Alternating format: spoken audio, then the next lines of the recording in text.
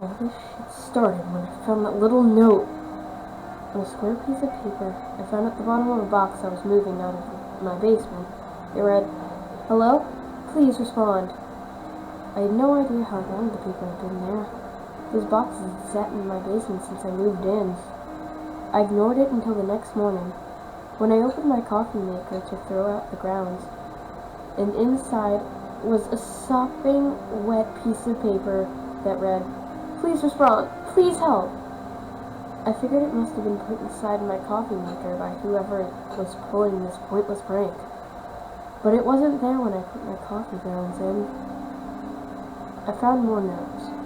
Under my mouse pad, inside my computer tower, while I was putting in some new RAM, between the layers of tissue of my toilet paper roll, under my DVD player's disc tray. Places that no one would ever look. Places you'd never think of putting a note. Places you knew no one would ever look, but it would be foolish to put a note, because who knew when they would see it? But it kept happening, and they all said the same thing every time, begging me to respond and help them. Being the retard I am, one day I just got fed up when I found one inside a cup in my dishwasher right after I had run it. The paper was dry. I wrote on the back of it, "Hello, I'm responding. Please explain your situation," and slid it under a crack in my bath-fitted tub. No sooner had I left my bathroom did I find another piece of paper.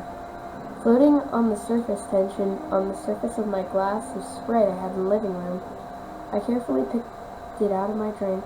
It read, "Thank you," in large letters. "I'm trapped." I waved it around to dry it off a bit, and wrote on the back of it, "Where are you trapped? How are you sending me notes?" And, not creative enough to think of where to put it, I just threw it behind my couch. I waited and looked, but I didn't see any other notes for the rest of that day. The next day, I checked my mail. Inside of some spam letter was the next note. "In the second dimension, below you." I wasted no time in responding. "Whoever you are, this prank is retarded. Give it a rest," and threw it outside. The wind blew it away.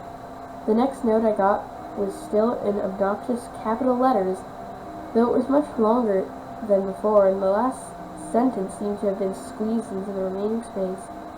I think it was a passage from some encyclopedia or textbook. "The first dimension is a defined point in space. The second dimension," this was underlined, "is anything that exists with height and width, while the third adds on length. The fourth includes time, and the fifth is the past, time that has already occurred and is solidified in time-space." Everything beyond that was too squished in to read. I rolled my eyes and responded again. "How can you read this if you're in the second dimension? How can you even exist?" I slipped this note into the space in my toaster between the element and the metal casing. My reply came when I brushed it out of my hair the next morning before I took a shower. Writing is 2D, vision is 2D. Two 2D images superimposed. That didn't really get to the point of how I was supposed to rescue this person, which I defined in my next note that I flushed down my toilet. "Make me 3D" was all that was on the new slip of paper I found inside of a chocolate bar I unwrapped. Later on, how the idiot was putting these inside sealed products was beyond me, but at this point I decided to play along. Maybe it was some kind of TV show or something. "How?" was all I wrote for my reply. I remember exactly where I put it, because it was the last thing I wrote for a long time. I put it in a crack between my length mirror and its wooden backing.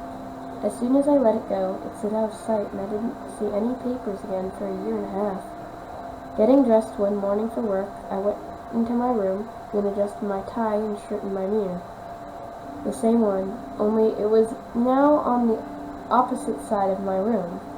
Looking into it, I noticed a square behind me on the wall. Turning around, there was none.